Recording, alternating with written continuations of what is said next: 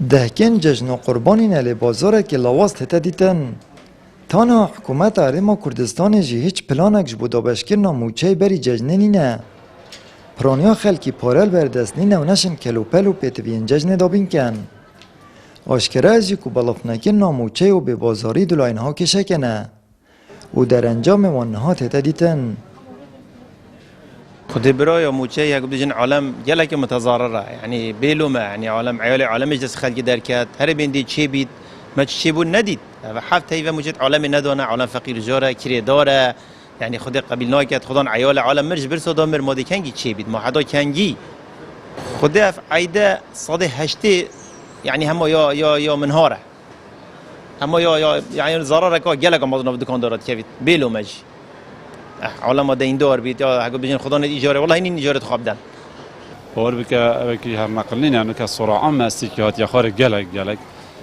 نخاص ما نادانا راتب يجي تحصيل كمازن هاي بس وك جاجنا كل بيجن هر دو جاجنا رمضان و جاجنا قربان هر چاو بيت هر خلت اشتات كريتن يعني يا بي تي في جلك وك هر سالنا بس باش الحمد لله حتى حدا كي باشه ولا كيما جلك صراع ما كيما يعني تشتكي نورمال يعني بيش تشافا وكي بالي كانينا بس باش يعني دیوان ظروفا باشه بله. هاولاتی اکشید بجید حکومت الجهان کادیه و آگهش راوش ملتی نمایه. هر وسط بجید نابید حکومت بهانابگیری تو بجید پارنی نه. بلکو پر رنگه که هبید پیتویه موچه دابین کرد. شعبت نهالا كده وحكمتها نهالا دي ده ايكيها شي دينينا بجمد بيتش حكمته راتبه بدنا ما بري عيده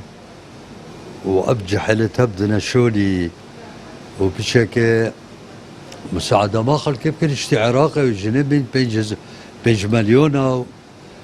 وعمري دركة السلفة ومنحا بهرا وعراقي ام جاو عراقينا بقى بس سكة خالية ببارية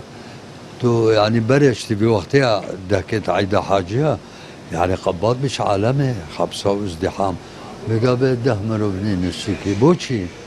ولا نادر راتبة تأخير كان مدبيت بهنا تركب بعادتي مدبيت تشكيبها بينم بلا بينم نبج لمانينا مدبيت مسلمانان دو جشن هنونها هم برف جشن و قربانی بد چین. دابش نکن موچه و نبونا پاره کاریگریه که نرینیل سرلوینا بازاری کریه و هاولاتیان شیانن دابین کرنا پتوین جشن نینن و که هر جار جی برچاون حکومت ترون نینن و بدنگی هل بجارتیه. آمد بریفکانی کانال آسمانی پیام دهوک